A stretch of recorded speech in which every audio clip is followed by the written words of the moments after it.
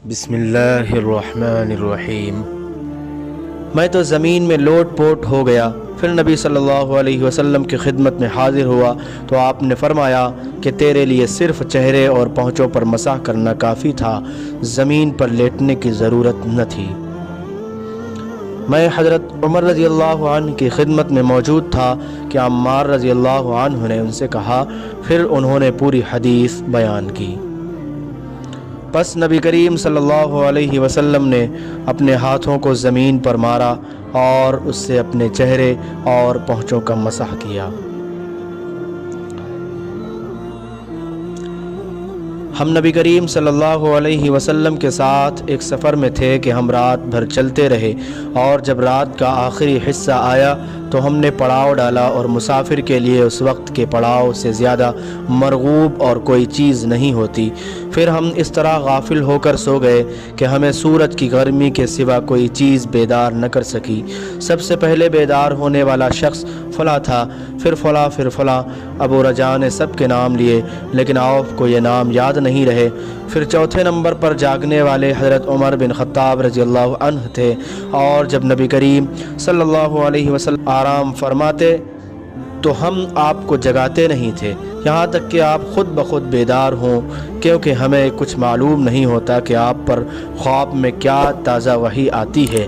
جب حضرت عمر جاگ گئے اور یہ آمدہ آفت دیکھی، اور وہ ایک نڈر دل والے آدمی تھے، بس زور زور سے تکبیر کہنے لگے۔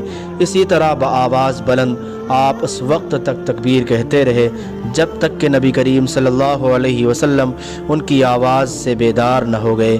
تو لوگوں نے پیش آمدہ مصیبت کے متعلق آپ سے شکایت کی، اس پر آپ نے فرمایا کہ کوئی حرج نہیں، سفر شروع کرو۔ پھر آپ تھوڑی دور چلے، اس کے بعد آپ ٹھہر گئے اور وضو کا پانی طلب فرمایا اور وضو کیا اور اذان کہی گئی۔ پھر آپ نے لوگوں کے ساتھ نماز پڑھی۔ جب آپ نماز پڑھانے سے فارغ ہوئے تو ایک شخص پر آپ کی نظر پڑی جو الگ کنارے پر کھڑا ہوا تھا، اور اس نے لوگوں کے ساتھ نماز نہیں پڑھی تھی۔ آپ نے اس سے فرمایا کہ اے فلاں، تمہیں لوگوں کے ساتھ نماز میں شریک ہونے سے کون سی چیز نے روکا؟ اس نے جواب دیا کہ مجھے غسل کی حاجت ہو گئی اور پانی موجود نہیں ہے۔ آپ نے فرمایا کہ پاک مٹی سے کام نکال لو، یہی تجھ کو کافی ہے۔ پھر نبی کریم صلی اللہ علیہ وسلم نے سفر شروع کیا تو لوگوں نے پیاس کی شکایت کی۔ آپ پھر ٹھہر گئے اور فلاں یعنی عمران بن حسین رضی اللہ عنہما کو بلایا۔ ابو رجاء نے ان کا نام لیا تھا، لیکن عوف کو یاد نہیں رہا، اور حضرت علی رضی اللہ عنہ کو بھی طلب فرمایا۔ ان دونوں سے آپ نے فرمایا کہ جاؤ پانی تلاش کرو۔ یہ دونوں نکلے۔ راستے میں ایک عورت ملی جو پانی کی 2 پکھالیں اپنے اونٹ پر لٹکائے ہوئے بیچ میں سوار ہو کر جا رہی تھی۔ انہوں نے اس سے پوچھا کہ پانی کہاں ملتا ہے؟ تو اس نے جواب دیا کہ کل اسی وقت میں پانی پر موجود تھی، یعنی پانی اتنی دور ہے کہ کل میں اسی وقت وہاں سے پانی لے کر چلی تھی، آج یہاں پہنچی ہوں، اور ہمارے قبیلے کے مرد لوگ پیچھے رہ گئے ہیں۔ انہوں نے اس سے کہا اچھا ہمارے ساتھ چلو۔ اس نے پوچھا کہاں چلوں؟ انہوں نے کہا رسول اللہ صلی اللہ علیہ وسلم کی خدمت میں۔ اس نے کہا اچھا وہی جن کو لوگ صابی کہتے ہیں؟ انہوں نے کہا یہ وہی ہے جسے تم کہہ رہی ہو۔ اچھا اب چلو۔ آخر یہ دونوں حضرات اس عورت کو حضرت صلی اللہ علیہ وسلم کی خدمت مبارک میں لائے اور سارا واقعہ بیان کیا۔ عمران نے کہا کہ لوگوں نے اسے اونٹ سے اتار لیا، پھر نبی کریم نے ایک برتن طلب فرمایا اور دونوں پکھالوں یا مشکیزوں کے منہ اس برتن میں کھول دیے، پھر ان کا اوپر کا منہ بند کر دیا، اس کے بعد نیچے کا منہ کھول دیا، اور تمام لشکریوں میں منادی کر دی گئی کہ خود بھی سیر ہو کر پانی پئیں اور اپنے تمام جانوروں وغیرہ کو بھی پلا لیں۔ بس جس نے چاہا پانی پیا اور پلایا، اور سب سیر ہو گئے۔ آخر میں اس شخص کو بھی ایک برتن میں پانی دیا جسے غسل کی ضرورت تھی۔ آپ نے فرمایا لے جا اور غسل کر لے۔ وہ عورت کھڑی دیکھ رہی تھی کہ اس کے پانی سے کیا کیا کام لیے جا رہے ہیں، اور خدا کی قسم جب پانی لیا جانا ان سے بند ہوا تو ہم دیکھ رہے تھے کہ اب مشکیزوں میں پانی پہلے سے بھی زیادہ موجود تھا۔ پھر نبی کریم صلی اللہ علیہ وسلم نے فرمایا کہ کچھ اس کے لیے کھانے کی چیز جمع کرو۔ لوگوں نے اس کے لیے عمدہ قسم کی کھجور، عجوہ، آٹا اور ستو اکٹھا کیا، یہاں تک کہ بہت سارا کھانا اس کے لیے جمع ہو گیا۔ تو اسے لوگوں نے ایک کپڑے میں رکھا اور عورت کو اونٹ پر سوار کر کے اس کے سامنے وہ کپڑا رکھ دیا۔ रसूलुल्लाह सल्लल्लाहु अलैहि वसल्लम ने उससे फरमाया कि तुम्हें मालूम है कि हमने तुम्हारे पानी में कोई कमी नहीं की है, लेकिन अल्लाह ताला ने हमें सैराब कर दिया। फिर वो अपने घर आई। देर काफ़ी हो चुकी थी, इसलिए घर वालों ने पूछा कि आए फ़लानी, क्यों इतनी देर हुई?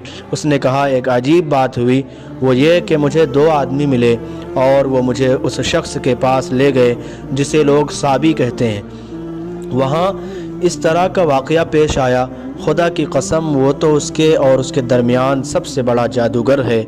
और उसने बीच की उंगली और शहादत की उंगली आसमान की तरफ उठाकर इशारा किया।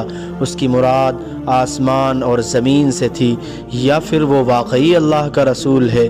उसके बाद मुसलमान उस कबीले के दूर व नज़दीक के मुशरिकीन पर हमला किया करते थे, लेकिन उस घराने को जिससे उस औरत का ताल्लुक़ था कोई नुकसान नहीं पहुँचाते थे।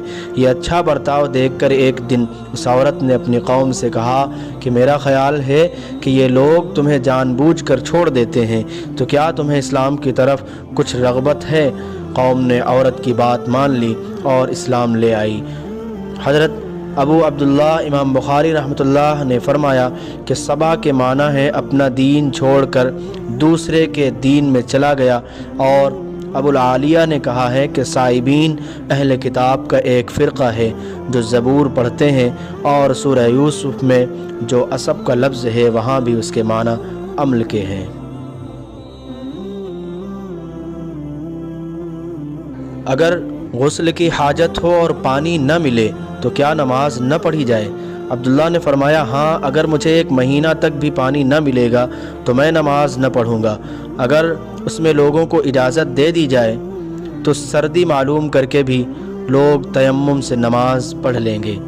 अबू मूसा कहते हैं कि मैंने कहा कि फिर हज़रत उमर रज़ी अल्लाह अन्हु के सामने हज़रत अम्मार रज़ी अल्लाह अन्हु के कौल का क्या जवाब होगा? बोले कि मुझे तो नहीं मालूम है कि उमर रज़ी अल्लाह अन्हु अम्मार रज़ी अल्लाह अन्हु की बात से मुतमईन हो गए थे।